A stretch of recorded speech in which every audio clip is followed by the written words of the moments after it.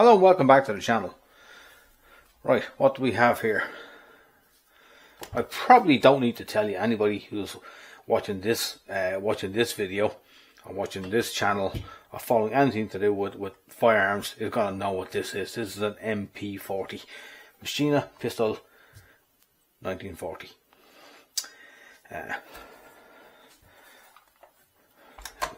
Now this is a blank firing reproduction of an MP40. I'd love to say I have an actual live firing MP40, but I'm not going to get an MP40 license to me, and that's as simple as that. Even a deactivated one I would like to have, but I am just a broke ass, so I don't got one. We got to work with what we got. And what I have is a blank firing 9mm blank firing reproduction of an MP40. So we'll start off with how we deploy the stock. It's a folding stock like that. Press on that button there. The stock will deploy.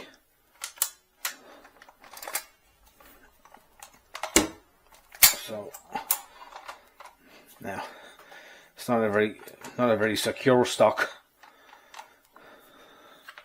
but folding stocks have improved immensely since 1940. But for 1940, it was really good.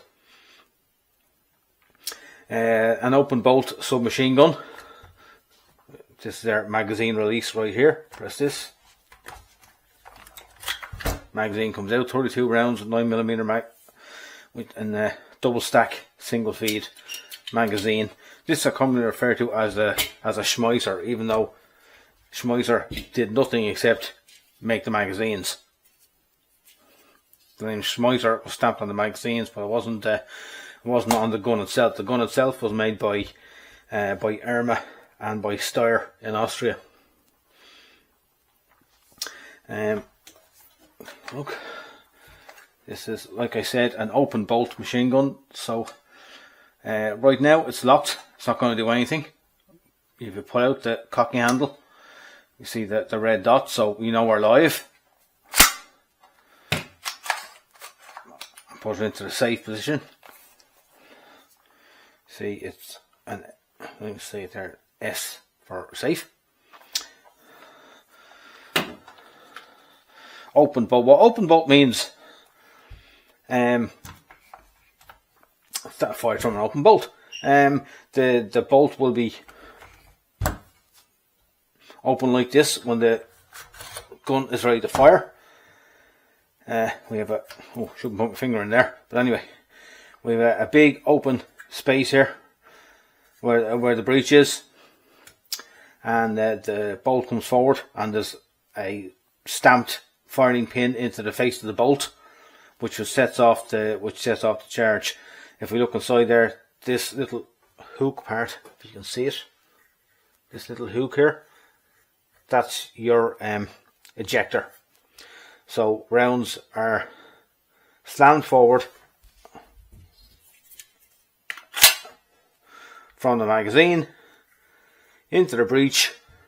As soon as the bolt closes on the breech with that stamped firing pin into the face of the bolt, smacks on the primer, discharges the round, bolt comes back with the extractor, and the empty shell hits on that little part there and is ejected out, and rinse and repeat.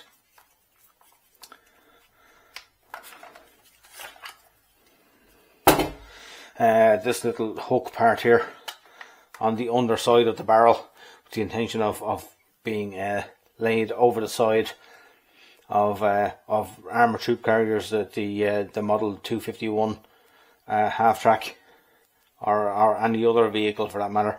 The soldier could lay this on the side of the vehicle and pull it back and give himself some purchase there.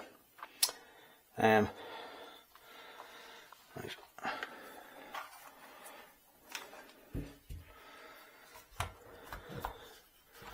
Now we'll just fire this, let it go forward. Sling attachments here and here.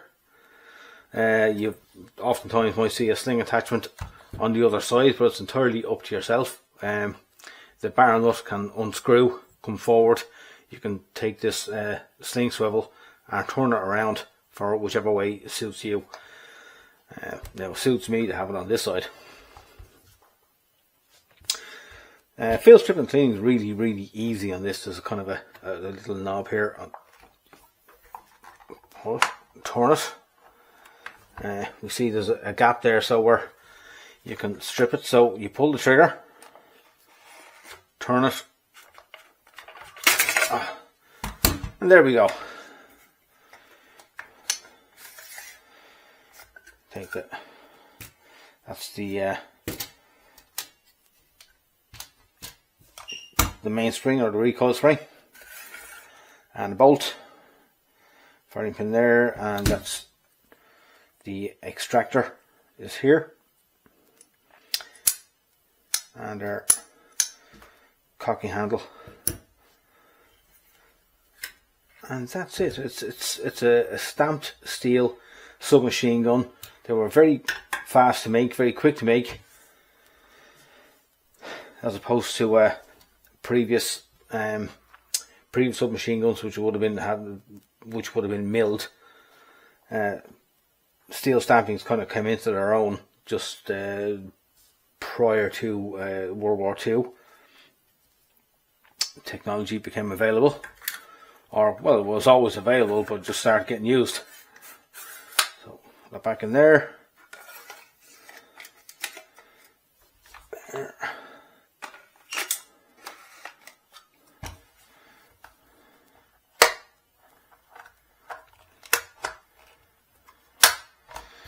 Back together. Yep, there we go. Test for function. All good.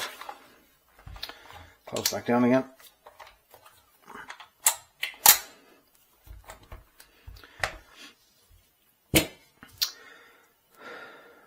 Right.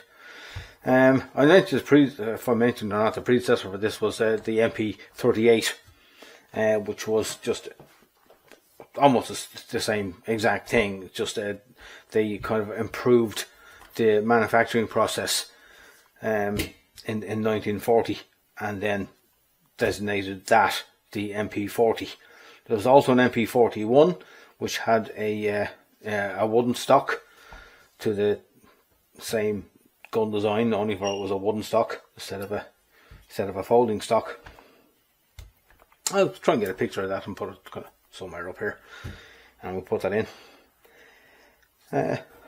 So that's all I have to tell you about the MP40, or about this MP40 in particular. It's a blank form reproduction, as I mentioned. I don't actually own a deactivated, and certainly don't own a live MP40.